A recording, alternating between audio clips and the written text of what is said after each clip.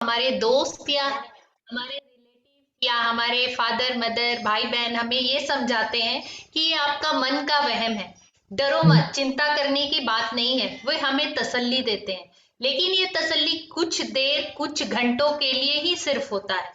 ये तुम्हारे मन का वहम वाली जो बात है, ये आपका विश्वास नहीं जगाता, ना ही आपका डर कम करता है, ये आपका इलाज नहीं है। Good evening everyone, I am Mamata from Hyderabad. आज मैं जो टॉपिक बताने जा रही हूँ वो बड़े सोच का बड़ा जादू बुक से, कि विश्वास जगाएं और डर भगाएं।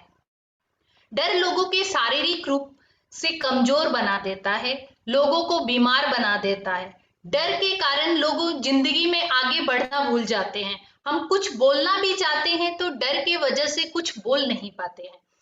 ज्यादातर लोगों में जो डर होता है वो देखा गया है कि मैं देखने में अच्छा नहीं हूं, इस डर की वजह से वो लोगों के सामने नहीं आते हैं।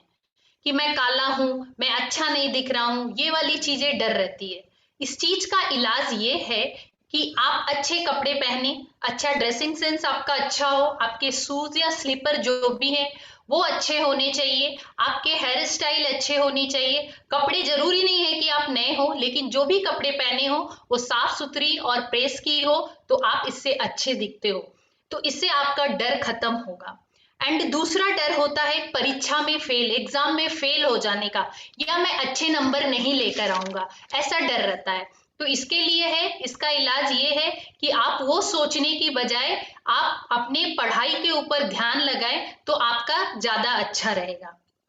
एंड थर्ड है कि लोग ये सोचते हैं लोग क्या सोचेंगे क्या कहेंगे। इसका डिसीजन आपको खुद लेना है। उसके लिए निश्चिंत रखिए कि आपने जो काम करना स्टार्ट किया है वो आप अच्छे ढंग से कर पाएंगे। क्योंकि कहीं भी अगर हम आगे बढ़ते हैं तो आगे जितने भी लोग आज तक दुनिया में बढ़े हैं, कहीं ना कहीं उनकी आलोचना हुई है, उसके बाद ही आगे बढ़े हैं।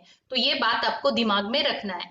एंड नेक्स्ट डर होता है हम इन्वेस्टमेंट से डरते हैं। कोई चीज बड़ा कदम उठा रहे हैं या हम बड़ी गाड़ी या घर ले रहे हैं, वहां इन्वेस्टमेंट में हमें हम हर समय डर होता है कि हमारी पूंजी डूब गई या मैं कर पाऊंगी कि नहीं। उसके लिए है कि आप खुद से सोचिए, पूरे अच्छे से निर्णय लीजिए कि मैं इसके लिए मेरे को क्या क्या प्लानिंग करनी है और कैसे करना है। अगर आप सारे डिसीजन लेकर आपको करते हैं तो आपका आपका डर खत्म होगा और आप आगे बढ़ सकते हैं। नेक्स्ट होता है लोगों का डर। इस डर का इलाज है कि आप किसी के सामने भी प्रेजेंट, जनरली लोगों का स्टेज फियर होता है या अधिक लोगों के बीच में बोलने का डर होता है। जैसे मैं भी अपना बताऊं कि मैं जब बुक रीडिंग पहले ज्वाइन की थी तो मुझे भी खुद में डर लगता था। तो इस डर का इलाज यही है कि आज जो मैं इतने लोगों के पास बोल रही हूँ वो भी कहीं ना कहीं इंसान ही है। तो उस इंसान के बीच ही हमको प्रेजेंट करना है, बोलना है। अगर हम ऐसा सोचते हैं तो हम अपने कॉन्फिडेंस को बढ़ा सकते हैं और हमें डर नहीं लगेगा। फिर आप उस काम को अच्छे से कर सकते हैं। लेकिन लाइफ में याद रखिए कि कोई भी चीज करने अगर आपको डर लग रहा है तो आपको आगे बढ़ना होगा। अपने कॉन्फिडेंस को बढ़ाने के लिए एक इंपॉर्टेंट चीज है, आपने जनरली देखा होगा स्कूल में, मीटिंग में या ऐसे चर्च वगैरह में लोग पहले 2 सीट छोड़ के पीछे बैठते हैं।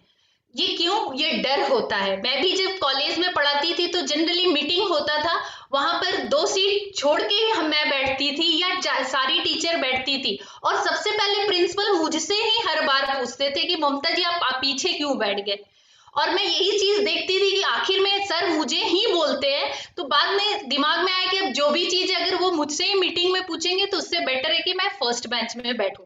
वहां जब हम फर्स्ट बेंच में बैठने लगे तो हमारा कॉन्फिडेंस बढ़ा कि ठीक है आज जो भी पूछेंगे उसके लिए मैं प्रिपेयर्ड रहना स्टार्ट की। एंड नेक्स्ट कि हमको कभी भी किसी से बात करना चाहिए तो आई कांटेक्ट का होना इंपॉर्टेंट है।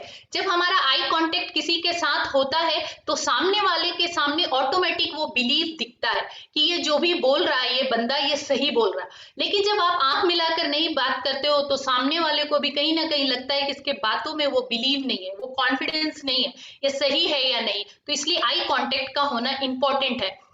एंड नेक्स्ट कि आप अपने आपके चाल ढाल में चेंजेस लाइए। आप जैसे चलते हो उसमें 25% एक्स्ट्रा अपने चाल को बढ़ाइए। ये साइकोलॉजी में ऐसा बताया गया है कि जब आप आगे तेजी से चलते हो तो आपका कॉन्फिडेंस दिखता है और सामने वाला आपसे अट्रैक्ट होता है। एंड नेक्स्ट, बोलने की आदत डालो। जैसे अभी अभी जैसे मीटिंग था, तो अभी जैसे इन भैया ने अभी पूछा कि कौन सबसे पहले बोल सकता है, यहाँ भी कहीं ना कहीं लोगों में वो हेजिटेशन था कि मैं स्टार्ट करूं क्या।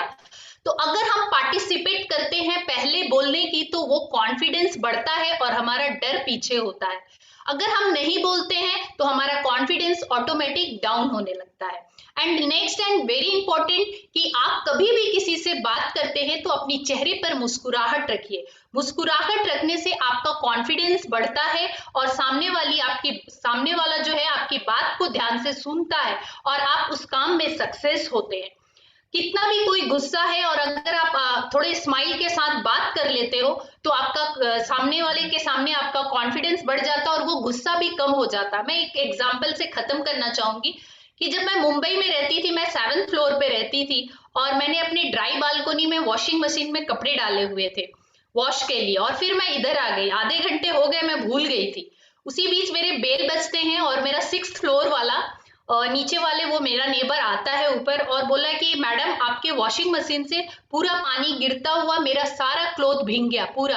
मैं बोली ऐसा हो ही नहीं सकता है, मेरा वॉशिंग मशीन में कोई गड़बड़ी नहीं है, मैंने देखा ही नहीं। और मैं उसके पास चालू हो गई, बोल रहा नहीं मेरा पूरा ड्राई कपड़ा सूख गया, सूखा हुआ पूरा गीला हो गया, आप चेक करो। हम बोले चेक करने की बात ही नहीं है, मेरा वॉशिंग मशीन में कुछ गड़बड़ी नहीं है। वो बोला मैडम मैं आपको, और वो भी खूब गुस्से में, मैं भी ताव ताव में बोल रही कि ऐसा हो ही नहीं सकता है।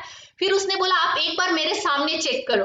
फिर मैं जब पीछे का डोर खोल के गई तो देखी कि मेरा वॉशिंग मशीन का पाइप फट गया था।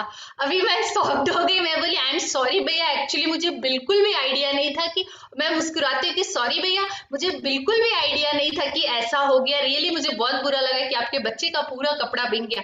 तो उसने बोला ओके ओके सॉरी, कोई बात नहीं, कुछ ऐसा होता है। तो मैंने वहां समझा कि स्माइल के साथ मैंने इतने बड़े टेंशन को हल्का कर लिया, एक्सेप्ट की हंसी के साथ कि मेरे से भी बाय मिस्टेक हो गया। तो मैं इस यहाँ यही कहना चाहूंगी कि लाइफ में कॉन्फिडेंस बढ़ाने के लिए एक इंपॉर्टेंट है सबसे बड़ी चीज, कि जिस चीज से आपको डर लगता है उसको फेस करिए। वो कितना भी कड़ा काम हो, उसको एक बार आप जरूर ट्राई करिए, करेंगे, और अपने मुंह पर हमेशा स्माइल रखिए। स्माइल रखने से आपका कॉन्फिडेंस बढ़ता है। Thank you so much.